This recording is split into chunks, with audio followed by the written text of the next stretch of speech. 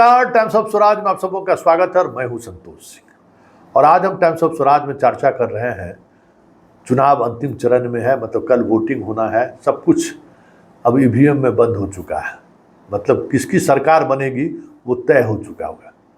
लेकिन बड़ी बात यह है कि 80 दिनों तक आज तक इतना लंबा चुनाव कभी नहीं हुआ इस देश में।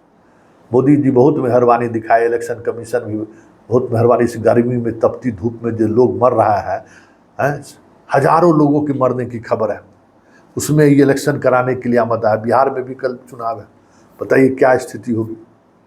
लेकिन चलिए, है तो है। लेकिन इस पूरे इलेक्शन कैंपेन के दौरान आज हम इंडिया गठबंधन के उस चीज़ों को समझना चाहते हैं जिसको पब्लिक तक पहुंचाने की उसने कोशिश की। 2-3 बातें जिसको उन्होंने फोकस किया। एक बात संविधान बदलने का, और संविधान बदलने की बात सिर्फ राहुल नहीं कर रहे थे, संविधान बदलने की बात को लालू यादव भी बड़ी मजबूती से रख रहे थे। और संविधान बदलने को लेकर जो दलित ऑर्गेनाइजेशन है, वो ऑर्गेनाइजेशन भी इस बात को बड़ी मजबूती से रख रहे थे कि भाई अब मोदी 400 पार आए तो संविधान बदलना तय है, रिजर्वेशन खत्म हो जाएगा। एक वाकया का हम चर्चा कर रहे हैं, एक वाकया की चर्चा कर रहे हैं। जहानाबाद में जो संविधान बचाओ एक यात्रा चल रही थी, चुनाव के दौरान उस यात्रा के सहारे चीज़ों को एक अलग दिशा भी दी जा रही थी। 200-400 महिलाएं बैठी हुई थी, उस बीच महिला कार्यकर्ता, दलित चिंतक, सब लोग वहाँ अपनी अपनी बात रख रहे थे और बड़ी गंभीर चर्चा हो रही थी कि हम लोग संविधान बदल जाएगा तो फिर नौकरियां चली जाएगी हाथ से, तुम्हारा बच्चा जो है को नौकरी नहीं मिलेगा, ये सब बातें कही जा रही थी। तुम्हारा राइट छीन लिया जाएगा, SC/ST वाली जो तुमको विशेषाधिकार है वो खत्म हो जाएगा। उसी में महिला सब आपस में बात कर रही थी कि भाई कौन धान खत्म होने की बात कर रहे हैं, हमारे यहाँ तो ध्यान नहीं होता है संविधान। तो थोड़ा बरबस कान में ये बातें आई तो भाई उत्सुकता बढ़ेगी ना, भाई क्या ये लोग कह रही है।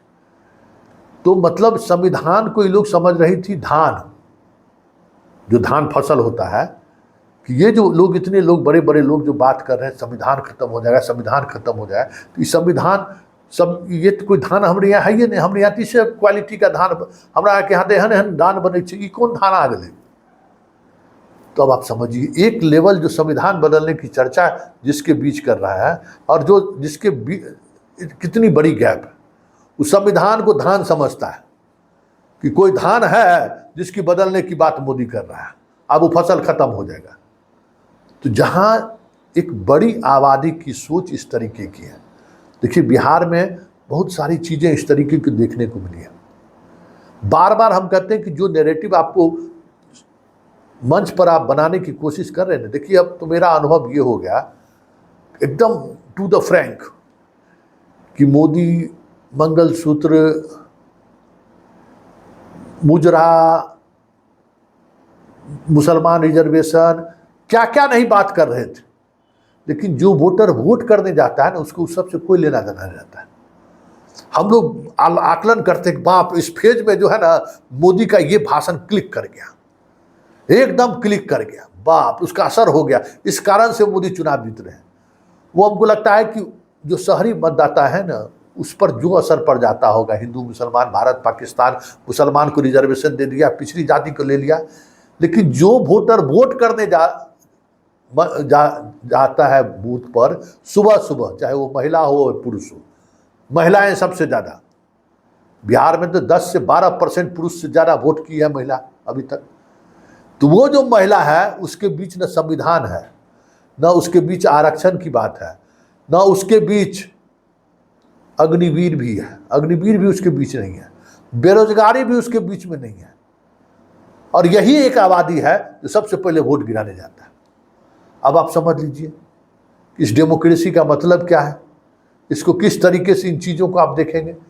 ये सारी चीज़ें ऐसी हैं जिस पर आप गौर करेंगे ना, तो आपको लगेगा कि जो कुछ भाषण हो रहा है ना, वो एक रंगमंच है, और रंगमंच पर अपने अपने तरीके से कलाकार लोग आ रहे हैं और अपनी बात रख रहे हैं। उस रंगमंच के आसपास के लोगों पर कुछ अगर प्रभाव पड़ जाता होगा तो पड़ जाता होगा, लेकिन सामूहिकता में कहीं इस तरीके की बातों का प्रभाव होता मुझे दिखाई नहीं दे रहा है। मैं ये आपको लग रहा होगा कि संतोष बड़ी अजीब तरीके की बात कर रहे हैं, लेकिन वाकई में मुझे ये महसूस हुआ जैसे नहीं मोहन भागवत बोल दिए रिजर्वेशन वाली बात ना, इसलिए हार गया उसमें 2015 में। ये सब जो बातें हैं ना, जिस तरीके से बातें होती हैं, इस बार तो हम जब ग्राउंड के उस वर्ग के पीछे, क्योंकि देखिए वो चीज़ें अब खत्म होती जा रही है। कार्यकर्ताओं का जो संवाद का तरीका था गांव तक पहुंचाने का, पॉलिटिकल जो एक एक्सरसाइज होता था कि क्या हो रहा है देश में, उस पर जो गांव गांव में बहस होती थी, वो चीज़ें अब खत्म हो चुकी है। कार्यकर्ता बेस्ड पार्टी अब नहीं रहा। हम बीजेपी की बात करते हैं, बीजेपी का इस बार पन्ना प्रमुख से लेके विस्तारक से लेके शक्ति केंद्र से लेके सब फेल रहा, कहीं कोई दिखाई नहीं दे रहा था। ये व्यक्तिगत अनुभव हम कह रहे हैं। ये सारी चीजें जो है ना, कहता बीजेपी में बहुत बड़ा कैडर बेस्ड पार्टी है, तो कैडर बेस्ड कोई आज कैडर बना है, उसके पास संघ है और संघ की कई अनुसांगिक संगठन है, सब लोग चुनाव में लगे रहते हैं। लेकिन जो वोटर सुबह में बिना खाए पिए वोट करने जाता है, उस वोटर के पास न संघ की किसी अनुसांगिक संगठन का प्रवेश है, न किसी पॉलिटिकल पार्टी का प्रवेश है, और न कोई ट्रेनिंग है कि एक वोट का मतलब क्या है। आपको लग रहा होगा कि संतोष जी ऐसे ही बोल रहे हैं, नहीं, एक बड़ी बात ये बात सामने आई है कि जिस तरीके से राजनीति अब भी कॉर्पोरेट होता जा रहा है, एक कार्यकर्ताओं का बेस जो तैयार होता था, कार्यकर्ताओं से जो संवाद होता, वो सारी चीज़ें अब खत्म हो गई है। अब प्रशांत किशोर जैसे लोग चुनाव लड़ते हैं, लड़वाते हैं, और स्ट्रेटजी बनाने वाले लोग मुद्दा देते रहते हैं कि ये दीजिए, लेकिन हमें ये लगता है कि इन मुद्दों से बाखबर बड़ी आबादी है जो वोट सबसे पहले करती है, और वो निर्णायक आबादी है वोट करने, वो उसी के वोट से हार जीत तय होता है। बाकी वोट बैलेंसिंग समझिए कि बराबर पर है, वो जिस पर चढ़ गए उस निकल गया, उसके पास इन तमाम मुद्दों का कोई जगह नहीं है। बस 2 वक्त की रोटी कैसे सहज हो, लॉ एंड ऑर्डर कैसे बेहतर हो, मतलब उसको कानून का राज का मतलब उसको एहसास होता है, कोई उसको दबंगई नहीं करे, कोई उस तरीके से नहीं, सरकार की कोई योजनाओं से उसका लाभ कैसे मिल रहा है, कोई लाभ मिल जाए तो इन चीज़ों को, बस इसके अलावा और कुछ चीज़ें फोकस्ड होते हुए मुझे दिखाई नहीं दिया। और ये आबादी किसी भी कंस्टिट्यूंसी के लिए 30 से 40% से कम नहीं है, ये आज के तारीख में भी हम आपको कह रहे हैं। और इस संविधान, मंगलसूत्र, ये सब 10-15% के ऊपर के जो लोग हैं ना, बस उन्हीं तक सिमटता हुआ हमको दिखाई दे रहा है। ऐसे में अब सोच लीजिए 2029 का परिणाम क्या होगा, जिसके भी पक्ष में जाए। लेकिन एक चीज़ साफ दिखाई दिया कि पॉलिटिकल पार्टी अब जनता से दूर होती जा रही है। पॉलिटिकल पार्टी अब के बीच वो अब तारतम्य कार्यकर्ताओं का जो एक फौज होती थी, जिन्हें ट्रेनिंग दी जाती थी पार्टी की तरफ से, कैसे जनता के बीच हम मोबिलाइज करें, वो सारी चीज़ें खत्म हो चुकी है अब इस प्रदेश में। और बीजेपी जैसी कैडर बेस्ड पार्टी भी अब दावे के साथ नहीं कह सकती है कि हमारे पास कार्यकर्ताओं की जो फौज है वो कितना कमिटमेंट के साथ लोगों के बीच वोट मांगने के लिए और वोटर को समझाने के लिए जा रहा है।